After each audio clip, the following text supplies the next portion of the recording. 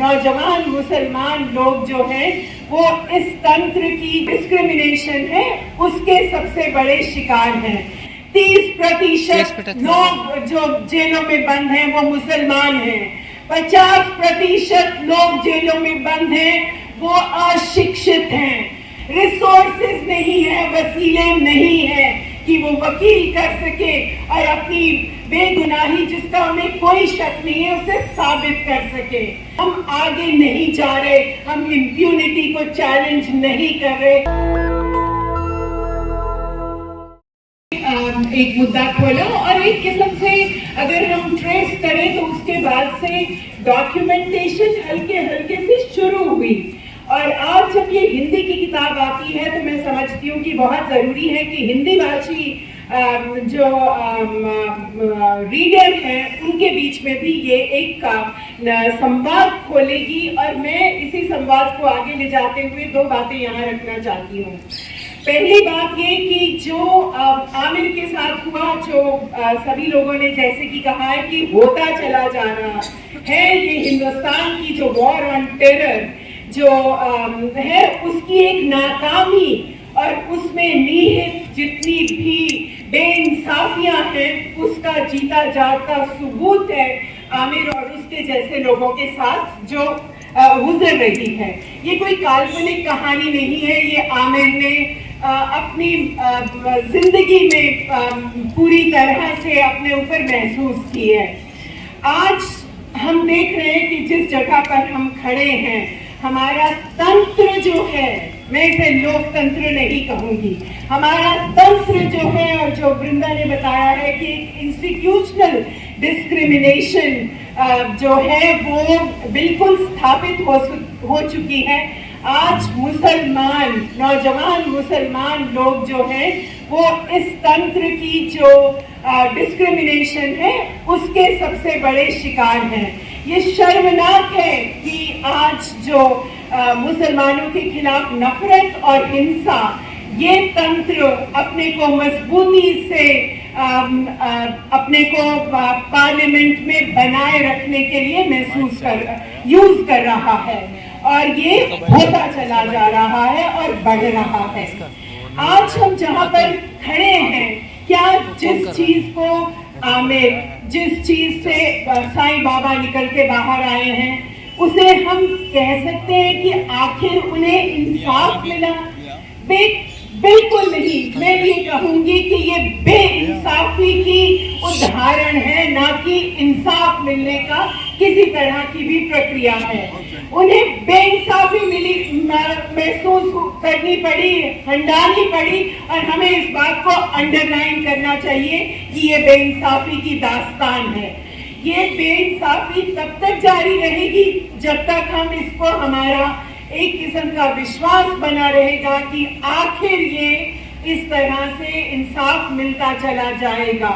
आज अगर हिंदुस्तान के आंकड़े देखें तो 2022 में पार्लियामेंट में ये आंकड़े प्रस्तुत किए गए कि हिंदुस्तान में 80% जो प्रिजनर्स हैं वो प्री ट्रायल प्रिजनर्स हैं। 80%।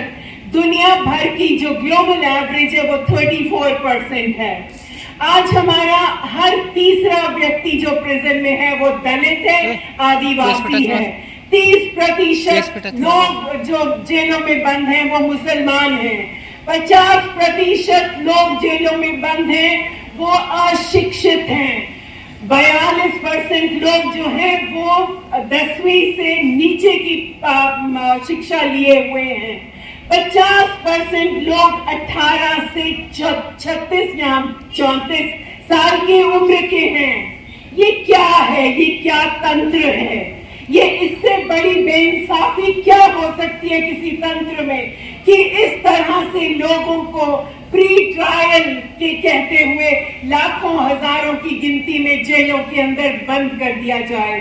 दुनिया भर में जो जमहूरियत वाले मुल्क हैं वो उनकी सरकारें जो सत्ता है वो देखती है कि पुलिस और प्रोसिक्यूशन जो उनके अंदर है वो कैसे उसे सुधार कर सकते हैं कि इस तरह का जो हमारे सामने आंकड़े हैं वो ना हो।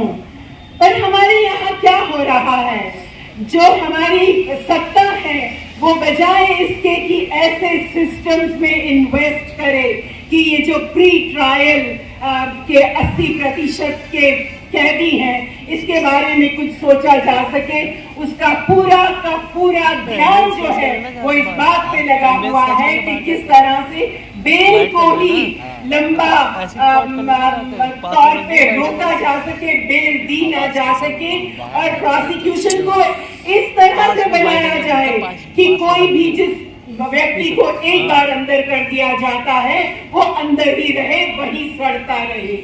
ये बात कहनी भी जरूरी है। और जो बात कई किताबों में सामने आई है, हमारे हिंदुस्तान में प्रिजन लिटरेचर कोई बहुत अच्छा स्थापित नहीं है, पर फिर भी जिस तरह से आमिर की किताब आई और हाल ही में सुधा भारद्वाज की जो किताब आई है फांसी यार्ड से, उस बात में कैसे सुधा ने मेटिक्युलसली उन औरतों की बात रखी है जो 10 साल से रिहा होने के बाद भी या उनका मुकदमा लगने के बिना भी जेलों में सड़ रही हैं।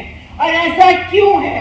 ऐसा इसलिए है कि उनके पास न्याय के लिए लड़ने की क्षमता नहीं है, रिसोर्सेज नहीं है, वसीले नहीं है कि वो वकील कर सके और अपनी बेगुनाही जिसका उन्हें कोई शक नहीं है उसे साबित कर सके।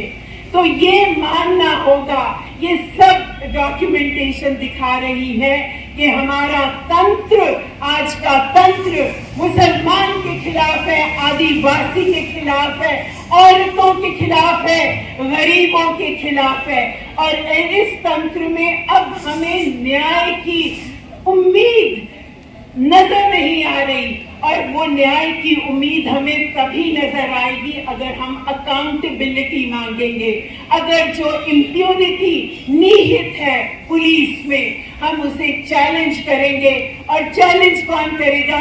वो हमें अपनी जो हमारे समूह हैं, जो हमारी ऑर्गेनाइजेशंस हैं, जो सिविल राइट्स मूवमेंट है जिसका मैं भी हिस्सा हूं, पर कहूंगी कि आज सिविल राइट्स मूवमेंट स्टैग्नेट हो रही है, संवाद आगे नहीं बढ़ रहा, हम आगे नहीं जा रहे, हम इम्प्यूनिटी को चैलेंज नहीं कर रहे, हम सिर्फ इसी बात पे खुश हो जाते हैं, चलो बाहर आ गया, आखिर न्याय मिल गया। आखिर न्याय इस तरह का मिला कि एक जिंदा लाश बाहर आ गई, ना कोई रेपरेशन, ना कोई काउंटर केसेस, ना कोई मुआवजा।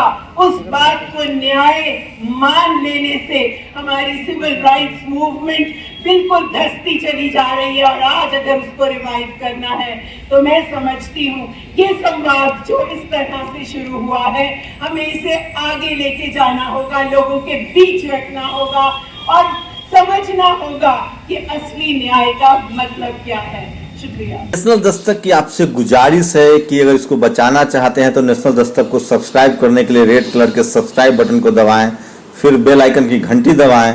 नेशनल दस्तक को बचाने के लिए बहुत जरूरी है कि हर खबर को शेयर करें, लाइक करें, कमेंट जरूर करें।